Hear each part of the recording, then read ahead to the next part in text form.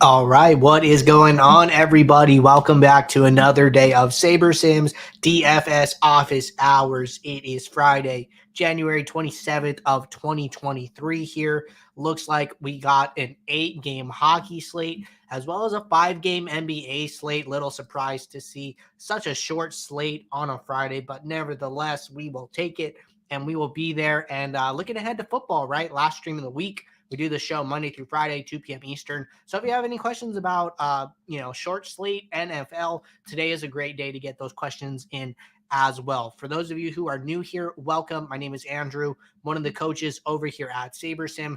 This is a show where we go over how to use the SaberSim app, answer any and all questions that come in the Office Hours channel in our Discord server. If you're not joined up, there's a link in the description below to get joined up. And if you are new to SaberSim or jumping into the stream, found us online, want to check us out, also a link to a 7-day no strings attached free trial. Check us out, see what we're about. Come and get your questions answered. We answer all questions live in the YouTube chat as well. We'll get to all the questions before the end of the show. But that being said, if anybody has questions, now is a great time to get them in. As always, going to get SaberSim pulled up here. Had a couple things to get us going to start today, and then we will go from there. But first question that came in from, I'm going to say, Carry Out Cole, which is what it looks like to me, in the Discord. Quick, before we get going, Hiker Willie said, thanks to the whole crew for all the helpful videos. I watched and implemented the profit plan video yesterday with success. Hiker Willie, glad you are checking out the profit plan. For anybody who is not using it for their contest selection, I would highly recommend you do it. It is over on our YouTube channel. You can find it on our homepage. It is a contest selection framework that we talk about a lot on this show. We have new users every single day, right? So for a lot of people, I know they hear me talk about it all the time, but somebody's probably hearing it for the first time, right? Looks like Hiker really just found it, just watched it, and implemented it. So, all my long-term viewers, appreciate you guys, listening to me talk about it each and every day. But we have new members of the community all the time.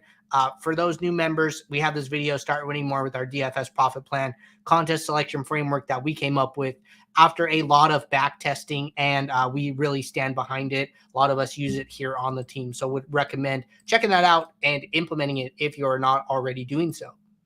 All right, getting back to this question from Carry Out Cole, said, how does the correlation slider interact with NBA since it's a lower correlation sport? I want to emphasize avoiding more negative correlations, like guys whose minutes are negatively correlated without it artificially forcing more game/team stacks. So this is a good question. We did talk about this exact topic on yesterday's show. That is where I directed Carry Out Cole to go and watch, because he sent this in right after the show ended. But just so everybody knows, for any past office hours videos, right? Let's say there's like a soundbite that you were listening to, or maybe you asked a question, right? And you don't want to watch the whole show. You just want to kind of hear the answer to your own question. You can't watch during the day. Post it in the channel. It gets answered. If you go over to our YouTube channel and you go over to the office hours playlist, you can click into any past office hours video, which it looks like the latest one here. I'm going to do date added newest. Looks like this one, navigating late swap, was from yesterday. You can click into this video. If you go down to the description here on the bottom, we have hyperlinks where we go through and make a quick title for every single question that was asked. So you can scroll down here at 3609. We talked about the correlation slider. This was directly related to NBA. So this is a great resource. If you just want to hear your question, you can come in here and find it. Or if you just want to scan this and listen to certain tidbits from past shows, I would recommend checking that out. But happy to talk about this again here. Let me get SaberSim pulled back up. Talking to correlation slider in NBA, right? I think you're on the right track. Positive correlations tend to be very low in NBA, and what you see more of is these higher negative correlations within a team. I think a good one today, just off the bat, might be if Jimmy Butler's in and maybe Bam or Tyler Hero here, just some of these higher salary, higher projected guys. If one person's scoring and the other one can't, you're usually going to see low positive correlations here. and usually higher negative correlations. So for Jimmy Butler, Bam Adebayo is his highest negative correlation. Still isn't very strong, but if you were to, increase the correlation slider, my opinion, or what I believe is going to happen is that, it's going to emphasize those negative correlations and keep those players out of the same lineups. So another great thing about the correlation slider that we didn't talk about yesterday is that we are using upside correlation in our slider metric. So what that means is, we care about the correlation that Jimmy Butler has to other players on the team. When Jimmy Butler has a really good outcome, when Jimmy Butler is scoring his 95th percentile, 99th percentile, how does he correlate to the other players in that scenario? What you see in the app, these negative correlations, these are average correlations across the entire Sims. I can almost guarantee you that if we saw Jimmy Butler's correlations in the app at his 95th percentile, his correlations to the players that he's already most negatively correlated to would probably be higher, would be more emphasized, because if Jimmy Butler is going off, that is even more reason for Bam Adebayo to have a good game. So just important for you guys to understand, like we understand those things. We are taking them into account. What you see is the average correlations here, but we are using upside correlation in our calculation when building lineups. So just wanted to hit on that one more time there, add that extra tidbit. But good question, and going to move on to this next one from Studewood. Studewood said, lineup rule for basketball. How do I make a rule to only have guys playing over 30 minutes or more in my lineups? So Studewood, I answered a similar question like this the other day. I would not recommend this rule in general. I think the builder does a really good job of putting players in your lineups at the rate which they should be put in there. But nevertheless, if you do want to use a rule like this, I would not do it with a lineup rule. I think a lineup filter would be a lot easier, frankly. So just hit this little filter icon here, and then you go down to add filter. And then I would do show players with minutes greater than, and then I would say 29, just that way 30 could be included. And then boom, we just removed 126 players from the player pool. If you scroll down here, I would always recommend this too. If you're thinking about these really restrictive type of rules or filters, is, see who you're actually getting rid of, right? Like sort by minutes for this example, scroll down and see all the players that you're getting rid of. And like, are you comfortable skipping over them? We have Brandon Clark here, low salary, fairly good value, pushing 6 value at 5.98, expected to be 35% owned. And he's excluded from your pool, right? Ownership and projections are fairly good in basketball. This is somebody I would like to have in my pool. So those are the type of decisions that I want to encourage you guys to look at and to make conscious decisions of, rather than just make these blanket rules and then not bat an eye and then not look again, right? So that being said, that is how I would think about it. Patrick made a joke, don't get rid of TJ McConnell when filtering your pool. Yeah, I don't. What okay, he's still in here. He's over 31 minutes. But Nembhard, right? And Nembhard could play, and Nembhard hasn't played in games, and he's been a regular. So like, I mean, this is probably too restrictive for my cup of tea. I think SaberSim does a really good job with the way it's handling players being put into your lineup, regardless of minutes, projections, etc. At no filter, right? Run a build with no filter. Go look at the lowest minute players. Go look at the lowest projected players. See how often they're getting in your lineups. See what their ownership is expected at, and I guarantee you the builder will probably surprise you at how good it is at fitting those players in at an optimal rate. All right, scrolling down here. Let's see. Going back to office hours. Okay, got a question here from Simple Chef. Let me copy this. It's kind of long, so I wasn't able to proofread this, but Simple Chef said, have any of you found an effective way to sort your lineups for best results? I do well, but I consistently see my pool have having winning or top 10 lineups in the 93 to 97 Saber score range.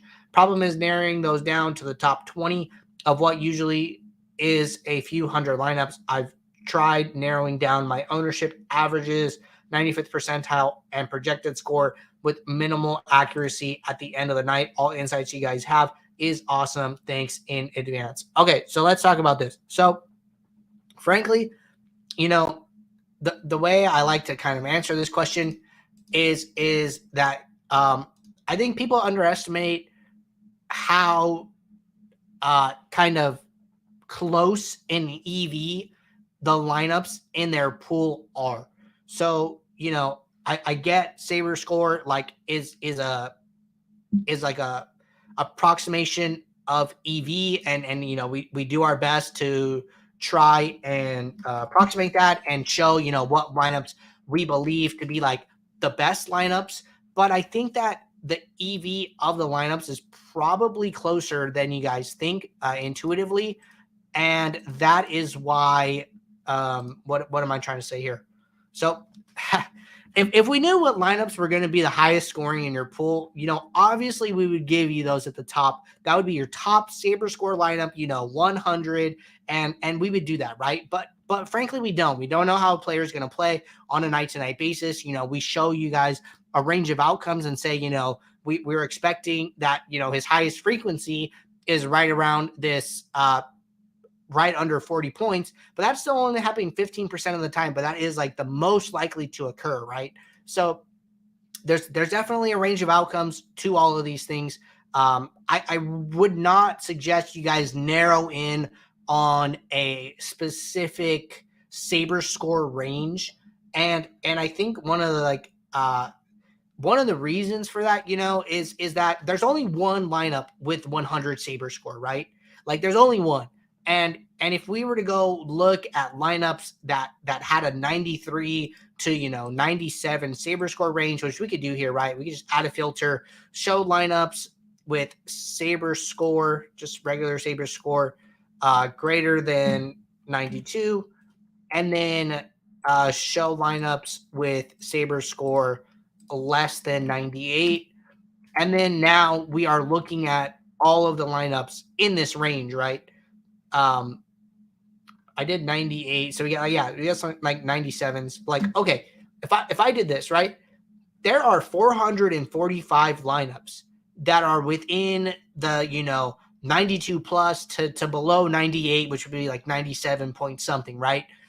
We got rid of 55 lineups, which were, you know, our 100 Saber scores, our 99 Saber scores, and then anything below a 92 Saber score. Like, like by sheer numbers, you know, if I were to take 55 lineups versus 445 lineups and, you know, run a test night after night, I would imagine that the actual highest scoring lineup over a long term is going to come from this 445 because of the size. It is, you know, over it's 8 times. It's 8 lineups to 1. Like it's an 8 lineup to 1 ratio. Like, yes, you are probably going to find higher scoring lineups in this range. That does not mean you should avoid these other lineups. Like, you should still play them. We think these are the best lineups, but getting back to my original point was that you know, the EV of your lineups is probably a lot closer than you think, and that is really why we suggest treating every lineup in your pool as viable. Like, do things in the home screen to where you're comfortable playing lineup 100 and you're also comfortable playing lineup 500, and you are understanding that you have made the adjust, and it doesn't have to be in the home screen. It could be in the post build too, right? Come in here and add filters, you know, zero out certain exposures that you don't want. Maybe you don't want, you know, 5 team stacks, or maybe you don't want any 4 team stacks, right? Like, zero these out. Just come in here, put 0 max exposure to the teams where 4 stacks are in here. What is this button? Auto apply is on. It looks like we changed this little auto apply icon here. So auto apply is on. I zeroed out the exposures. Okay. I think there's a bug with auto apply right now. So if you guys ever run into a bug, just come up into the settings, hit report a problem, bug with auto apply exposures for team stacks. Hit submit, brief description. This will go straight to our support team, and we will be able to troubleshoot that further and see what's going on. But anyways, make adjustments to your pool, make adjustments to your player pool, do things to make every lineup in your pool viable, and be comfortable playing all lineups. That is my best advice.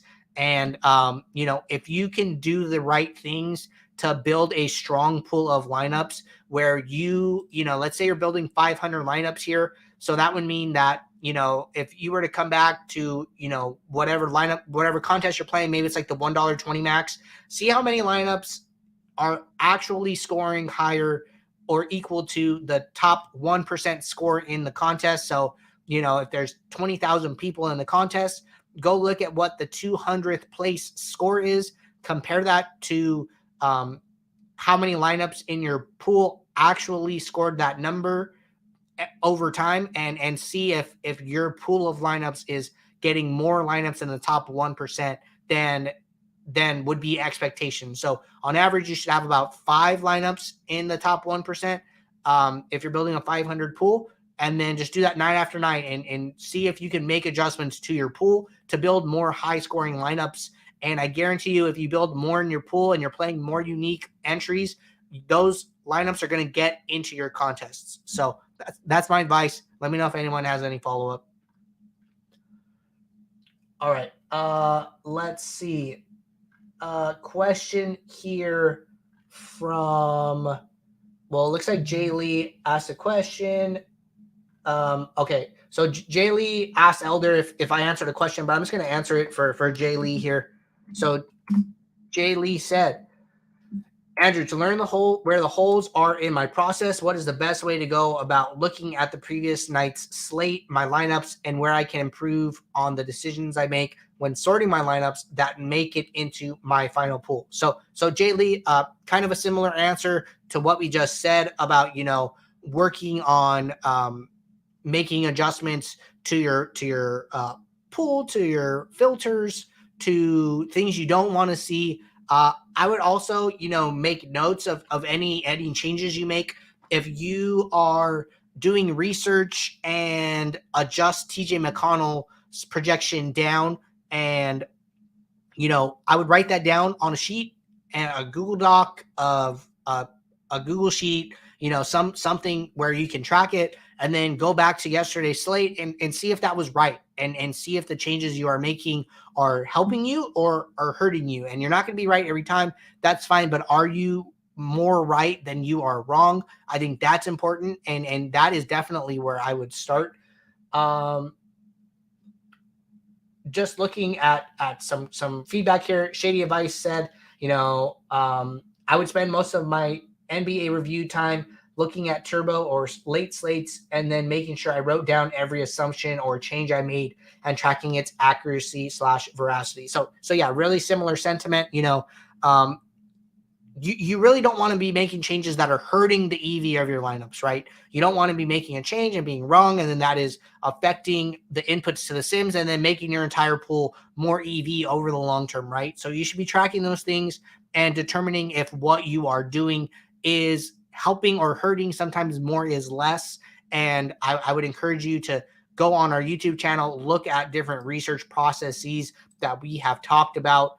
We did a recent episode for NBA research, a video for the slate. I'm doing my research. Sorry about that, if any feedback. But going to this how to beat NBA DFS, upgrade your NBA research, NBA DFS process with this NBA research strategy. Would highly recommend checking out that video. But good question. Gonna get SaberSim pulled back up here and gonna keep rolling. Looks like our man Snowman 11 is on vacation. Snowman is a regular in the office hours show. So Snowman, congrats on being on vacation. Very nice picture of the beach for anybody in the Discord looking to imagine they are on vacation. All right, jump on over to YouTube chat. Patrick said, Did we get rid of the made cut / miscut in the entry editor? I wanted to review to see the percentage of 6 of 6, 5 of 6, 4 of 6 cuts.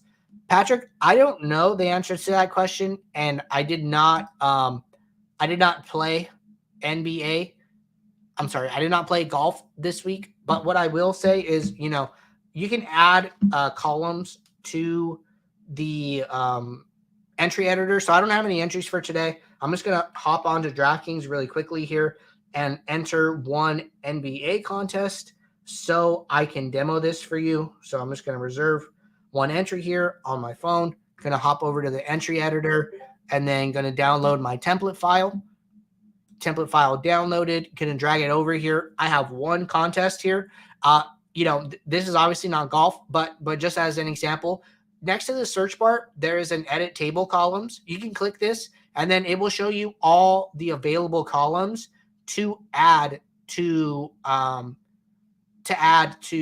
a entries list. So if I want to see, minutes on here, I can add minutes and then that'll come up. So just some things for you to be able to cross check, or if something's really important to you, you could see that. I could see how minutes could be useful, especially as you're late swapping throughout the night, and you can check to see if players' minutes have gone really far up or really far down, and whether that matches kind of the exposures. So definitely some ways to use that. I know the cut Wednesday, Thursday. So the cut was yesterday. So if it is in there, you should be able to see it today. If you don't see it, it could be like a bug or something we overlooked when we were doing the golf overhaul. So just come in here, hit report a problem, let us know that it's missing, and we will make sure to get that back. But yes, definitely an awesome feature. All right, Hiker really said, do you think tonight's 5-game slate is too small to increase the post-build mini uniques to 2 in order to filter lineups if I believe player exposure is too high or high exposure is okay? Willie, I don't think it's too small. I think it's totally okay. If you're somebody who, doesn't like to go too far into their pool for whatever reason, right? What I would suggest is to adjust mini uniques and to watch how far down your lineups, pool you're going. So for instance, no adjustments here, no mini unique set. We're looking at lineups 1 through 20. I'm going to increase mini uniques to 3, and then I'm going to see how far down my pool I have to go. So at 3 mini uniques, I'm still only at lineup 30. I think that's great, and we're looking at DraftKings where there's only 8 players in an NBA lineup as opposed to FanDuel where there's 9, right? So I would encourage you to do this test, adjust your mini uniques, see how far down your lineup pool you have to go at 4, which is half your lineup. We're only at lineup 83, so still within the top 100 lineups of this build. I would be comfortable with 4, right? And then half of your lineup is different from every other lineup. That's great. That is diversity right there in and of itself. So definitely would mess around with it. Check it out. I think you can definitely go above 2, even on a 5-game slate like tonight. All right. Question here from Uncrabby Cabby.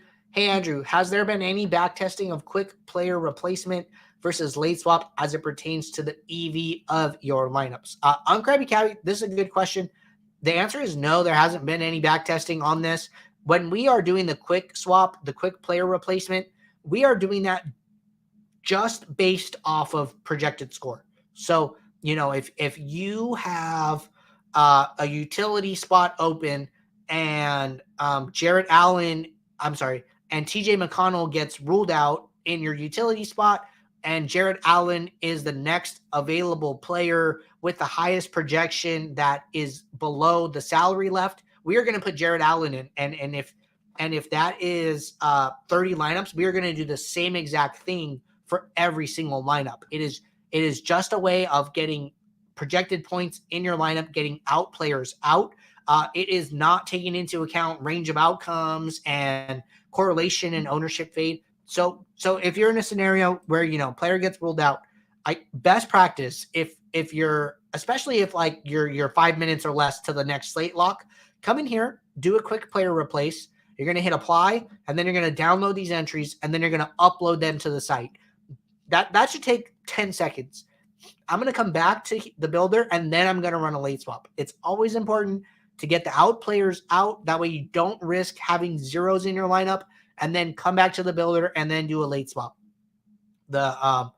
Also, the other good thing about that is if you're being really restrictive with your late swap, min exposures, rules, whatever, and you're having trouble getting the late swap to finish in time, at least you know that you have projected points in your lineup. Late swap is always going to be better than quick player replace because we are going to take into account range of outcomes. We are going to use the sims. We are going to look at correlations, upside correlations, ownership fades. So I'm very positive late swap is a better option, but there is nothing wrong with using quick player replace and then coming back to the builder and then running a late swap. Seems like the safest route. I would call that best practice. All right. Hiker really said, great advice. Thanks. Happy to answer any questions, Hiker. Really glad you got something out of that. Patrick said, and just so everybody knows, this is our last question here in the Office Hours channel, in Discord, and in the YouTube chat. If anybody has anything else they want to talk about, now is a great time to get those questions in here. All right. Question for Patrick. Did the new update prevent us giving out players negative projections? I do this all the time to unlock my lineups per DK guidelines. Patrick, I think that is, I've actually never heard anybody do that. So you give like a player with a 0 projection, a -1. If you're ever interested about, updates to the app, you guys can go to the Discord channel. There is a release notes channel where we post all updates for anything we're doing. I'm not going to read through them all right now, but I do believe there was something about negative projections in one of the recent releases. So what I prefer to do, which I think that, the impact of this is literally negligible, is I will just adjust somebody by 0.01. So if Jonas is 60.44, I'll just go in here and do 60.45, and then, or I'll do the 50.14 for John Morant. A 0.01 adjustment is not going to affect anything. Also, I'll usually wait to do that like till I'm running builds, and I'm usually not running builds till like a lineup is out. So then if a team is confirmed, like their starting lineup is out, I'll usually do it for that team. I think that makes a lot of sense in like, especially baseball season, where the lineups come out like 3 hours before lock. You can just go to a game where both teams are already confirmed and then just be very sure that, no news is going to change that, right? So I'd always make the change from the first game of the night. And that way, if any other news breaks, your 2 changes are already locked in and you don't have to worry about it anymore there. Looks like Franklin is taking off. Have a good weekend. Let's win some money, fellas. Franklin, thanks for tuning in, man. And, we will be right back here on Monday for our Monday show. But show's not over quite yet. Kevin Voigt said, I give players that are out a 0.01. That's another good option, right? If you scroll down, you could just inversely sort by projection as well. Take one of these out players, give them a 0.01, and I am very sure they are not going to end up in your lineup. So, Kevin, that's another great way of keeping the sanctity of the Sims for all the other players. But I think a 0.01 adjustment to any player is really not going to affect anything, and you all should be fine doing that. But Patrick, definitely could be something with negative numbers, not like a common thing. So I would just stick with like a 0.01 adjustment, and you should be fine there. But all right, everybody, that was our last question. Not seeing any more questions roll in here. Yeah, I also appreciate Kevin jumping in and answering Patrick's question as well. But that being said, we will be right back here on Monday, January 30th, for our next show. For anyone playing sports over the weekend, if you guys ever have questions while you're building lineups, throw them in the Office Hours channel. That way we have a steady queue of questions for our Monday show. And if you guys are ever having issues, jump in the support channel or send us a report of problem. The support team is around all weekend. We will make sure to be there and help you guys out. So good luck in your contest. And until Monday, I will see you all. Take care.